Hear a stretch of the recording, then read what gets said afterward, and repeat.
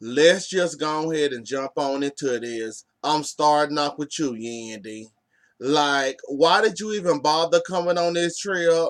Even if Kim Bella came or not, you don't know how to hang around the girls and enjoy yourself? You ain't got to talk to Kim Bella. Let her stay over there and you stay over there.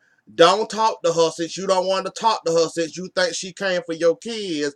And if I remember correctly, she kind of did come from your kids. And she kind of did say some stuff that makes you want to box her. But still, you in Costa Rica again. They're like, come on, all the scenes filmed in Costa Rica, and you decided to come out at the end. Once they sought you up and you saw Kim Bella, then your whole entire mood changed.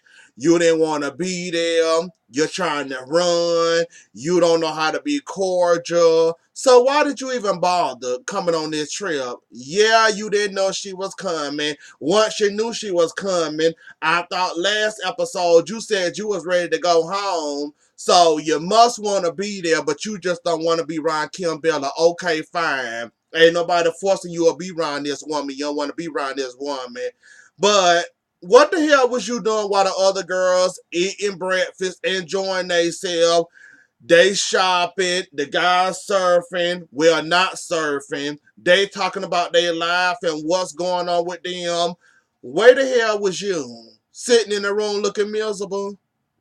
Like, ain't no way in no hell I'm gonna be mad at this girl. I don't know how to let it go. And I'll deal with you when I get back to the state, or better yet, New York, and I'll bust you in your face or whatever. Then, like, yeah, I don't understand why you was coming. I think Mona probably told you you got to stay. If you gonna stay in the room or something, cause I'm sorry. If I got on a plane and went to Costa Rica, a beautiful island, and I'm gonna sit in the room and not at least hang around the girls I like you like everybody except Kim Bella. Okay, fine. You know you get paid for every scene you in, correct? So think about all them opportunities you missed to get at least $1 from each scene you was in. So you like being seen on TV and not getting paid. You only got paid for that, what, 10, 20 minute scene you was in when you and Kim Bella was discussing y'all differences and she came for your kids and all that. Then you told her, and then Kim Bella wants you to admit that you sought her up for the whole baby mama drama, all that going on. Like, yeah, and then I would have preferred you to take your behind back to New York and we don't see you until you find another scene to do. Like, I don't get it. That's your problem. Ain't no way in hell I would have enjoyed a nice trip. I went from New York in the snow to sit up in no hotel room being bored all by myself. Um, while all the other girls have been like, Yandy, I'm done with you, baby. Like, I don't get it, but okay, it's your prerogative. You ain't want, okay, Yandy, whatever you say. Um, so all the girls and the boys eating breakfast. They all enjoying themselves. Safari come hollering and screaming. Safari, you was rude as hell at that dinner. Cause they kept on breaking up the Juju and Safari situation and is your room close to Juju? Juju said no, I made sure it was way over there somewhere, way far away from me. And then you said you act like you don't care and all this and all that. And Safari, she kind of was there for you in your time of need. She might have not been there for you with the whole document situation. But when you was losing your way and all that would happen to you and you was crying and couldn't find your way after your grandfather, whoever that did, she was kind of there for you or whatever. Like, you could at least show her a little bit of respect. Like, you don't care anymore about Juju, and I can kind of see where she coming from when it comes to the fact that this a one-sided friendship and you're not there when I need you. I'm there for you. Where the hell was you when I was going through my thing? I was your shoulder to lean on and cry on. Like, you coming off as a mean person, Safari, and I don't care about your fact that you're mean to people, but you can at least show a little bit of respect to Juju. I mean, just a little bit. Like, Juju is not a mean spirited person. She nice as hell. Like, how you talk to her at that table, I wouldn't have been surprised or shocked if she would have got up and slapped the living hell out of you because you deserve it. Like Joe told you, that was all the way wrong. Why you talking to her like that? Do it look like I care? Like, where did that come from? And I'm glad Joe checked you and told you that you was wrong for what you said. Just cause that woman said that you didn't have to take it that serious and you have to say what you said, but I guess you had to prove a point. Now we to the Maggie Day situation, and Maggie said, what's his name? Mano not sleeping in her bed and she don't care, and he should have put her on the track and all this and all the other. Joe was going through the same situation with Sam and her music, and all of a sudden now she interested in music. They both talked, had a conversation about that situation. Um, Mano said Maggie never had an interest into music until now. Then she found out I had a track. I was putting Alexis Sky on it, and all of a sudden she's serious, got an interest in music, and all of a sudden she want to be on this song. And I haven't seen her even gave me a verse yet, but yeah, she want to be on this song. And Mano, you gonna have to calm her down a sudden, buddy. I understand where you coming from, and I understand where she coming from. That's your girl. You supposed to make her happy by any means necessary. Like, you can at least give her a chorus or something. Damn, man. Oh, I mean something. Like, she might not be that interested, but you can at least let her holler a vocal or something, and let her do a little screech on it or something. Hit a high note for you or something. Like, make her happy. Do something. Cause she basically said you ain't sleeping in her bed. I'm pretty sure she not giving you no sex. I'm pretty sure you lonely on this island. Seem like the only people that's getting it on this island is Sin and Joe. Sin and Joe. Um, Safari ain't. Juju ain't. I'm trying to think of all the guys. Mano ain't. So look like the only people that getting it in is Sin and Joe and Kim Bella and Jewels. They might be the only ones that's getting it on. So yeah, Mano, you gonna have to work that whole situation out, buddy, and do something about that whole situation. Like, yeah. And speaking about the Yandy situation, um. Kim Bella, I think Yandy telling the truth. As much as I don't like Yandy, I don't see it for Yandy. I think she telling the truth. I think you was trying to get a check, like she said, and the opportunity to film, and I can see Yandy kind of pushing it, telling you to go to the actual event where they have it, but don't go upstairs. We was forming a plan as it was going, and I told you to do this. You decided to do this and try to make you the hero, which I don't understand how the hell you gonna be the hero in this situation. And you didn't like the baby mama club too, so as I was saying it, I'm going to say it again, Kim Bella. I kind of like you.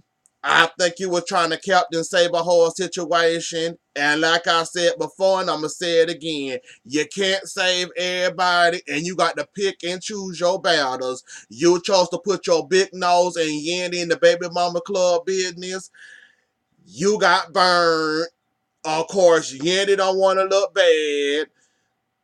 Yandy was trying to give you an opportunity to get you some film time in and give you a check, like she said. So it all makes sense. Cause if you think about it, during season 7, I think that was, you was kind of all up in Yandy business and the baby mama club business, and you knew Yandy wasn't invited or was invited to that party, and you just showed like, I'm not going there to season 7. Season 7 was my worst season. I was glad that season was over. But yeah, Kim Bella, I can see you trying to push it because you was all up in the business. Even then, you snapped off and was talking about Mendices, and Judy and Yandy had to tell you what you talking about. What you talking about, Mendices fucker? You did try to call Yandy Mendices a bomb too and all that. So yeah, I can kind of see you trying to push it, trying to Captain Saberhold your best friend getting attacked by the baby mamas club, and you trying to be a friend, trying to save your friend, and if your friend needed a scrap partner, you was there ready to help her, even though she did have Mendice's sister and didn't need your help. If you can't beat up, if you couldn't beat up,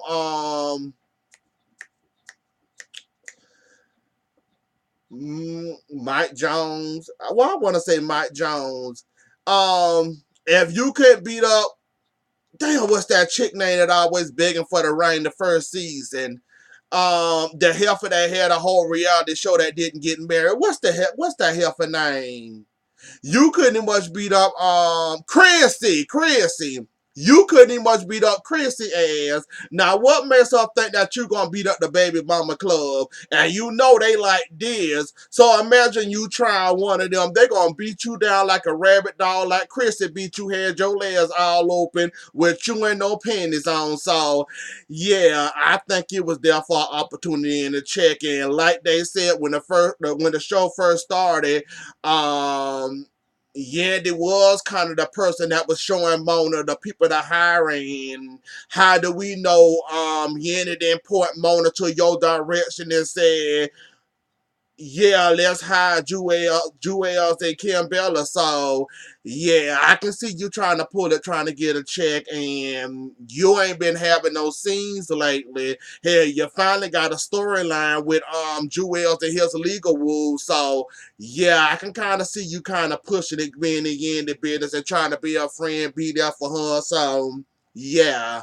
That's how I feel about that whole situation, and that's about it I got to say about that whole situation. So, um,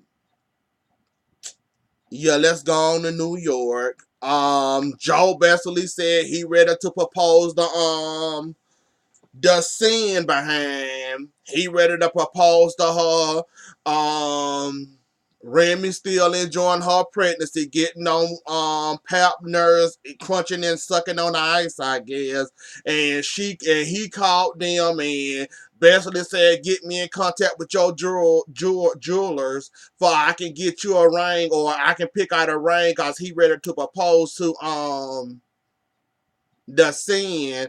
So yeah, that's that whole situation. And now Remy Ma about to put herself in a work mode all over again. And you know, once she in work mode, it's hard to get her out of work mode. So Pap told her to promise. Well, Pap told her to promise him that she wouldn't overwork herself as always. So, and she promised or whatever. Rich and your baby mama, y'all both in the same category. I'm finna go ahead and knock y'all two on the hell out. Rich, you're a badass baby daddy. Yeah, as for your baby mama, she just as bad, putting her daughter in her own crimes.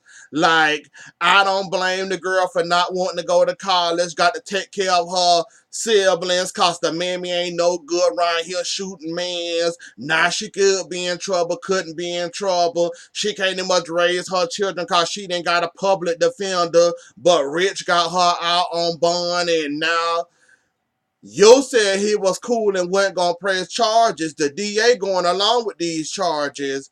His story getting out of there. You looking bad, already bad as you can look. You got a public defender because you was too good to ask Rich to help you get a lawyer. Now you might be going to do some prison time, and you wonder why your daughter up there struggling and don't want to go to college and worrying about her siblings. How in the hell can that baby focus on work and college, the stress those are, and got to worry about her siblings and you're behind going to jail because you put her in an awkward situation with your crimes around here shooting bullet holes into people? Explain, Miracle. I wouldn't be interested in no college either. If my mama around here putting holes in people, got me taking a person with the hole in them, taking them to the nearest hospital trying to save their life. Now he said he wasn't gonna press charges. Now all of a sudden the DA wanna press charges. You didn't have enough common sense to talk to Rich or let Rich help you. You want to handle this on your own. So now you got a public defender, and the public defender, like I said before, they only gonna get you so far. Whether you win, lose, or draw, they gonna get paid regardless, cause they don't give a damn. They don't give a damn about you like one that you actually paying. Gonna try to fight hard for you, tooth and nail, to get you some type of, not a whole lot of time, or try to get you a little less time or whatever. Like, Miracle, I feel nothing for you, baby. Like, I feel so sorry for that poor baby. Got to go through her mama and what she put her through. And Rich, you absolutely dropped the daddy ball. You absolutely did. Because you sat here and let all this happen, not watching out for your daughter, right here trying to punch every female with a pulse you can find, and been neglecting your daughter. Now your daughter is a mess, and now your daughter around here stressed out bad enough. College is stressful enough for any damn body. She said her grades is struggling. She went from this, now she down to that. I blame you, and I blame Miracle. Cause both of y'all have dropped the ball when it came to that little girl, and I don't blame her for wanting to quit college. How can that girl concentrate, Rich? How? Her mama may or may not be going to prison. She probably still reliving that moment in the back seat, man holding his chest, she holding the man's chest with the top on for he won't bleed in the back seat, going through all that, worrying if her mama going to jail, cause once somebody go to the hospital with a bullet wound, the first person they call is the police. Bullet wound, knife wound, any one of those wounds, they automatically call the police. They'll call the police on you at the hospital and have the police come and talk to you. So imagine all that girl going through, and then college on top of that. Who in their right damn mind gonna be able to concentrate with all that? And Rich, I'm done. Like, I hope she gone to prison. I feel so sorry for the girl, but she get what she deserve, and I don't feel sorry for her, cause she put herself in that predicament. Whether he was beating her behind or not, you still shouldn't have put your daughter in it. You should have went and got your neighbor, your best friend, your homegirl, your road dog, your brother, your sister, have the dog drive you or whatever else. You shouldn't have involved your daughter in that mess. And now Rich around here looking like a dumbass on TV because he's trying to do damage control where it's too late to do damage control. Now he right here looking like an idiot, and the mama right here looking like a damn fool, may or may not be going to prison. I don't feel sorry for none of y'all except the little girl. That's all I'm saying. Final part, Halloween Horror Nights in Alexis Sky. So Halloween Horror Nights is not having a little shop of horrors, and he is not the father. She tried to tell you Halloween Horror Nights, you didn't want to believe it. You didn't want to believe it. She tried to tell you. She tried to tell you the day she got pregnant and who she got pregnant by. You didn't want to believe it. You basically tried to call the woman a hoe and a clout chaser.